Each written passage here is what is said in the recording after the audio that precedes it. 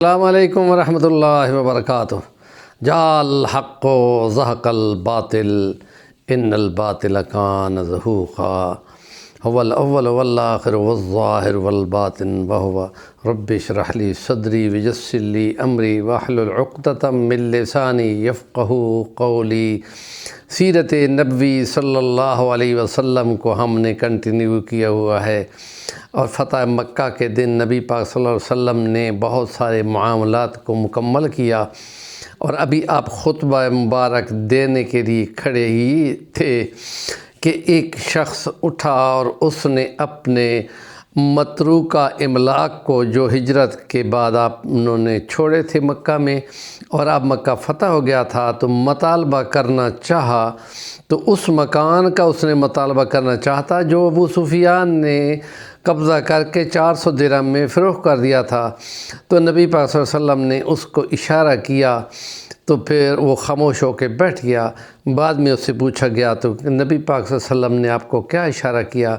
کہ مجھ کو نبی پاک نے اشارہ کیا تھا کہ تم اگر اس مکان کے لیے خاموش ہو جاؤ تو اللہ پاک اس سے بدلے بہت بہترین مکان تمہیں جنت میں مہیا کرے گا۔ تو یہ بات سن کر میں خاموش ہو گیا۔ کچھ اور لوگ بھی ایسے ہی مطالبے کرنا چاہ رہے تھے، تو نبی پاک صلی اللہ علیہ وسلم نے فرمان دیا کہ جو چیز تم اللہ کی راہ کے لیے چھوڑ چکے ہو، اللہ کو یہ پسند نہیں ہے کہ تم ان کے مطالبے کرنے لگ جاؤ، اس کے بدلے اللہ تعالیٰ تمہیں بہت کچھ دے گا۔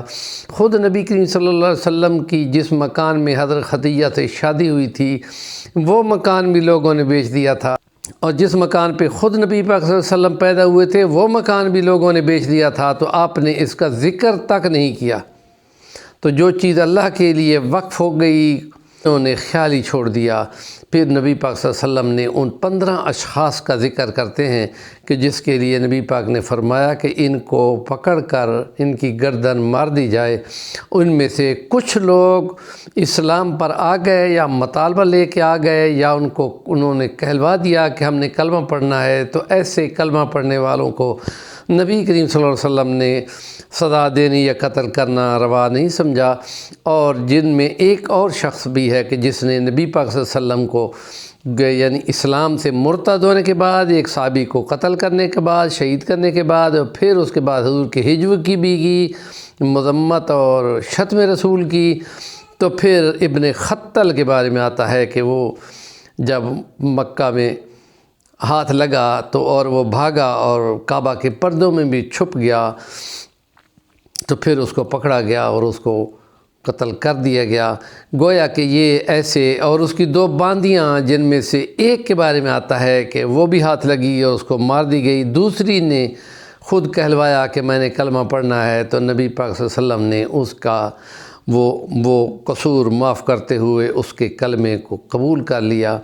اور پھر یہ چیزیں ہیں کہ جس کے لیے گویا کہ ایسے شتم رسول کرنے والوں کو،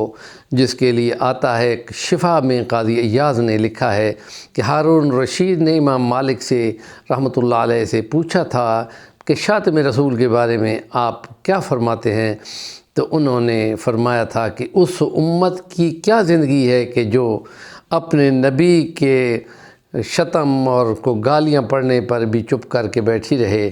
تو اس لیے انہوں نے 600 صفحے کی ایک کتاب لکھی تھی، الصارم المسلول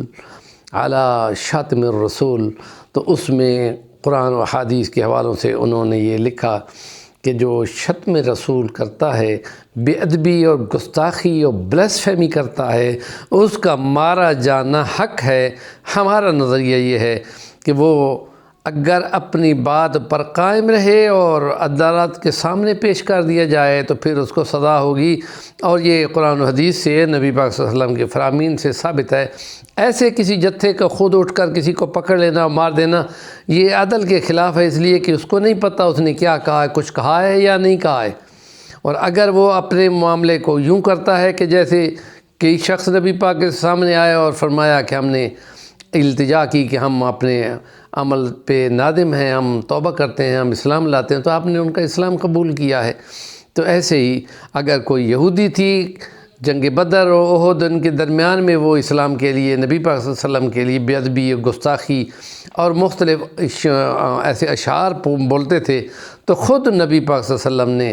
جیسے اشرف نامی یہودی نے ایسی طرح بے ادبی کی تھی، تو آپ نے ایک صحابہ کو بھیجا تھا اور پھر جا کر اس کو مارا گیا، پھر ان کی زبانیں بند ہو گئی تھیں۔ جو بلیسفیمی ایسے کرتے ہوں عالمی اداروں پر اور پھر UN کی سطح پر ان کو تحفظ ملتا ہو، تو مسلم امت کو اس کے لیے جاگنا چاہیے،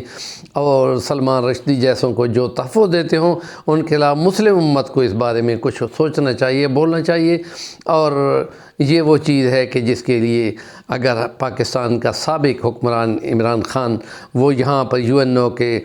بڑے ادارے پہ دونوں بازو پھیلا کے نبی پاک صلی اللہ علیہ وسلم کی شتم اور بے ادبی کے خلاف بولتا ہو، تو یہ ایک بہت بڑا جرأت کا اقدام ہے کہ جس کے لیے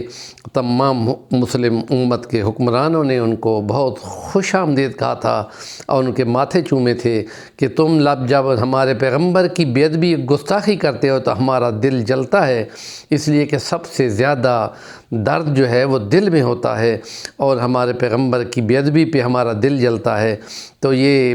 اقوام کے درمیان یہ اس بات مسلمہ طور پہ ہونی چاہیے